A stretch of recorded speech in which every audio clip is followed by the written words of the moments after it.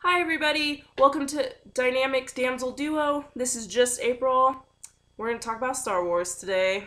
And this is going to be a response video to Cammy's Who Raised Parents Are theory. Shit's about to get real because I have a little reference sheet, and I don't like to prepare for anything, so I prepared for this though. Okay, so one, Cammy, don't use babysitting kids as an excuse to watch an animated series. That was a diss at me because you know that I watch every cartoon. So don't do that. You're fine. You're good. If you want to watch Star Wars Clone Wars, girl, you watch Star Wars Clone Wars. Moving on. Kenobi is all about following the rules. So, when you say that he had a relationship with What's Her Bucket, I understand that. I understand wanting to let Obi-Wan be happy if he's found a person that he likes and thinks that he wants to be with. That's super cool. But he's a really big stickler for following the rules. He's not going to be a jerk to other people about it looks like there are eyes. So I'm gonna turn that light on. Okay, now that doesn't look like there are eyes anymore. Okay, so maybe that's just on my computer screen. I don't know. Anyway, so he's all about following rules. I really don't see the whole relationship unfolding. Everybody likes people. Everybody, but they're basically like monks in this way. I think monks do this. They're basically they've taken a vow of celibacy because can't have all that love goo screwing up your 4C feels, and that's why I think Anakin turned super evil, is because love makes you stupid shit, and that's why they're like, ooh, don't like anybody, it'll just be better for you.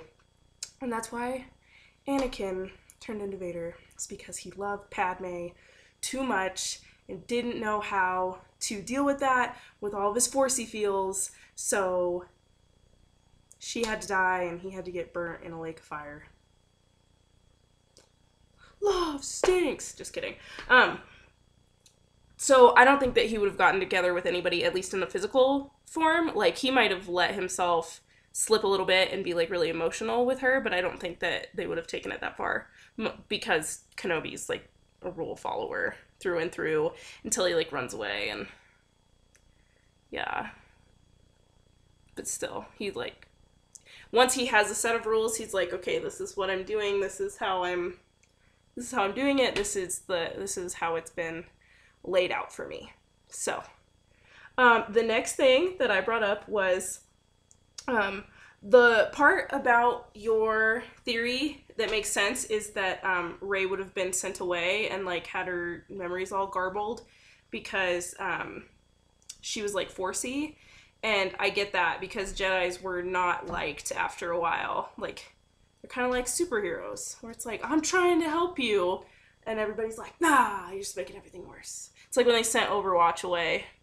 Doesn't make any sense.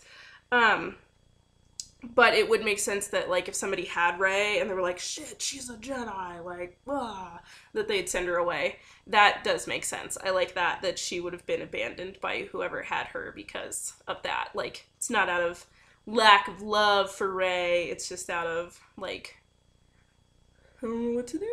It's gonna be bad if you stay around, and if you know anything about Jedis and stuff, you're just gonna be oh, maybe I can do that. And then that's not going to be good. That wouldn't have been good for her. I love Kenobi too, and it would be great to see him involved more. But I'm glad that you know that it's probably just not true. I don't know what the big... I think Obi-Wan's best character, and I agree with the whole Ewan McGregor thing. I think that he's rad, and I think that he does a really good job. And I love episode 3 because he's so good in episode 3.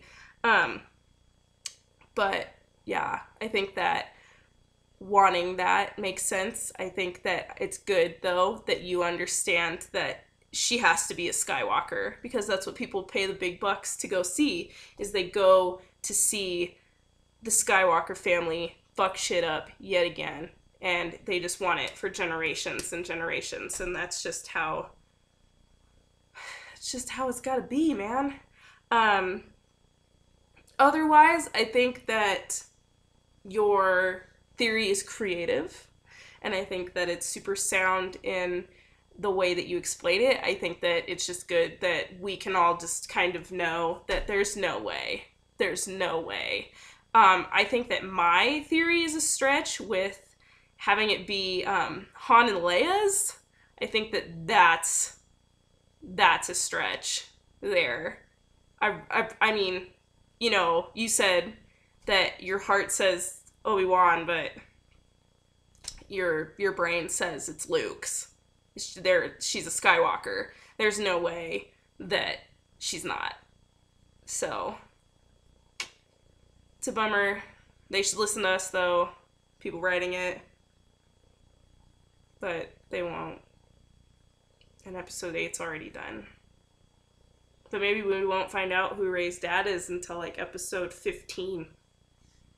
So who knows? Maybe they'll see it and be like, wow, yeah, Obi-Wan Kenobi should be Rey's, like, great-great-granddad. That's pretty solid. Fingers crossed for you, friend, because I'd really like to see it happen. But that's really all I had to say. It made sense, so I'm not going to get, like, I have questions, I have, like, arguments, and I have all that stuff, but I think that we know how it's going to turn out, and I'm just not as, like, gung-ho to fight with you about this, because we know how it's going to end, and we know that there's nothing that we can do to change that. So it's kind of like here's our ideas of what we wish would happen, but we know what's going to happen. So cool. I hope everybody really liked our first kind of back and forth theory share. Other ones might get more intense because we might have stronger feelings and, like, not know exactly what's going to happen with the franchise or with whatever's happening. But thank you so much for watching. Please like and subscribe.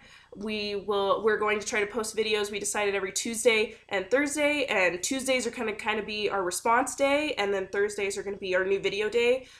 Anything that you'd like us to revisit and kind of talk about a little bit more, please tell us in the comments. Thanks for watching. This has been Just April. Bye!